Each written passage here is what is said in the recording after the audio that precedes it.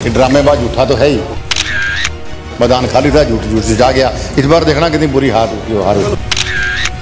पक्षों के पास मुद्दे नहीं हैं तो ये अंधेरे में तीर मारे कि शायद कुछ निशाना लग जाए। नहीं, हमने कुछ नहीं छुपाया, हमने कुछ ना छुपाने वाले, नाम छुपाने वाला ड्रामे का काम आम आदमी पार्टी का है। हमारा बहुत बढ़िया गठबंधन है और कोई दरार नहीं है। 6 तारीख को तीसरी पीढ़ी लगातार हराएगी। मैंने उसके बाद उसकी जमानत जब्त भी की थी।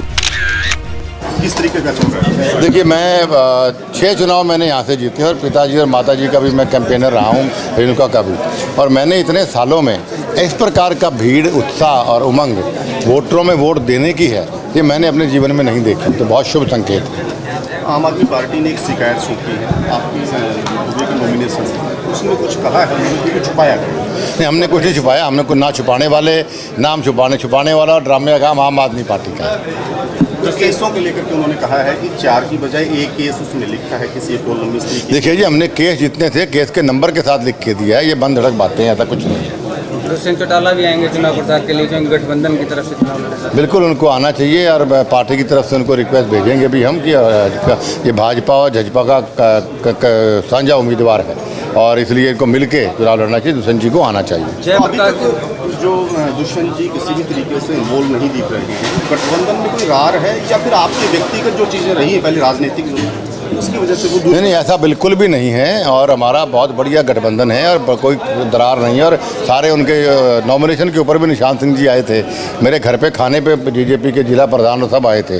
तो सभी लोग मिलकर इलेक्शन लड़ रहे हैं और बढ़िया रिजल्ट रहेगा। 2009 में जयप्रकाश जेपी ने आपके खिलाफ चुनाव लड़ा था, मुकाबला टफ सा था। इस बार क्या लगता है, फिर वो चुनाव मैदान में आ गए? 6 तारीख को तीसरी पीढ़ी लगातार हराएगी। मैंने उसके बाद उसकी जमानत जब्त भी की थी और लोकसभा चुनाव में। और जयप्रकाश उस वक्त चुनाव ऐसा था कि भाई ड्रामेबाज उठा तो है ही। जो मैं हजका पार्टी थी, मैं स्टेट में घूमता रहा, आदमपुर आया नहीं, मैदान खाली था, झूठ झूठ से जा गया। इस बार देखना कितनी बुरी हार हुई। कल हुड्डा साहब आए थे सर, उन्होंने कई पत्रकारों ने सवाल पूछे, आपको लेकर के भी सवाल डाले, एक बार भी आपका नाम नहीं लिया। वो बार बार कहते रहे कि बीजेपी से हमारा कंपटीशन होगा, उससे हम लोग जीत उठा करेंगे। उनका बड़प्पन है, उम्र बड़े अच्छी बात है। Thank you. कैसा चल रहा है चुनाव? बहुत ही बढ़िया एक तरफा माहौल है पूरे आदमपुर हल्के में।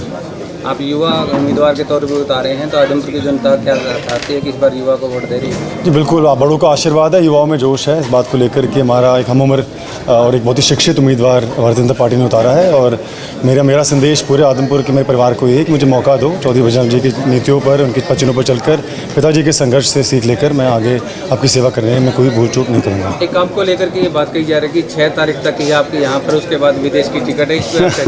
देखिए, विपक्षों के पास मुद्दे नहीं हैं तो ये अंधेरे में तीर मारे कि शायद कुछ निशाना लग जाए। मैं हिंदुस्तान में पला बड़ा हूँ। सिर्फ हायर एजुकेशन के लिए मैं बाहर गया था, वो भी सबसे बढ़िया यूनिवर्सिटी जो दुनिया भर की सबसे बढ़िया यूनिवर्सिटीज़ है, वहाँ से पढ़कर आया था। और 6 नवंबर के बाद तो क्या पूरी ताउम्र मैं यहीं पे लोगों के बीच में रहकर काम करूँगा। तो इस युवा चेहरे के पास कोई आदमपुर का अलग से कोई विजन है जीतने के बाद? निस्संदेह, आपको याद होगा 2019 के लोकसभा चुनाव में भी मैंने एक विजन डॉक्यूमेंट निकाला था इस आर के लिए। उसी तरह से मैं आदमपुर के लिए भी एक रोड मैप तैयार कर रहा हूँ और बहुत ही जल्द आपके समक्ष लेकर आऊँगा।